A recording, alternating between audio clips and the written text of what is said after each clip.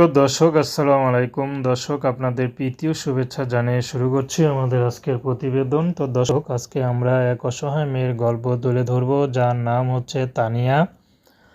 তানিয়ার বিয়ে শাদী হয়নি, তানিয়ার বিয়ের বয়স হয়ে গেছে কিন্তু এখনও হচ্ছে না, কারণ তানিয়ার পরিবারে ঘরে সৎ মা, তো তানিয়ার ছোট একটা বোন আছে, আর তানিয়ার ছোট একটা ভাই আছে।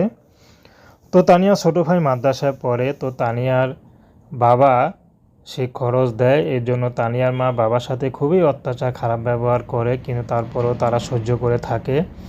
তানিয়ার বাবাকে মাঝে মধ্যে তানিয়া বুঝিয়ে বলে, বাবা আমাদের পড়ানোর দরকার নেই। তানিয়া তো পড়েই না, তার ছোটো ভাইকে পড়ানোর দরকার নেই, বা তার ছোটো ভাইয়ের খরচ আমি দিব, লাগলে আমি বাইরে চলে যাব, পরের বাসায় কাজ করব। কিন্তু তানিয়ার মা সৎ মা নাসর বান্দা, তানিয়াকে বাইরে কাজও দিতে দিবে না, ঘরের যত কাজ আছে সব কাজ তানিয়াকে দিয়ে করায়।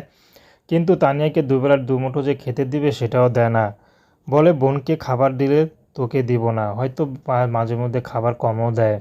কিন্তু তানিয়ার বিয়ের বয়স হয়েছে, এই দুঃসময় কে তার পাশে দাঁড়াবে? তানিয়ার জীবনটা খুবই কষ্টে কষ্টে গেল। তানিয়া সুন্দর হলেও তানিয়ার জীবনটা বড়ই কষ্টময়।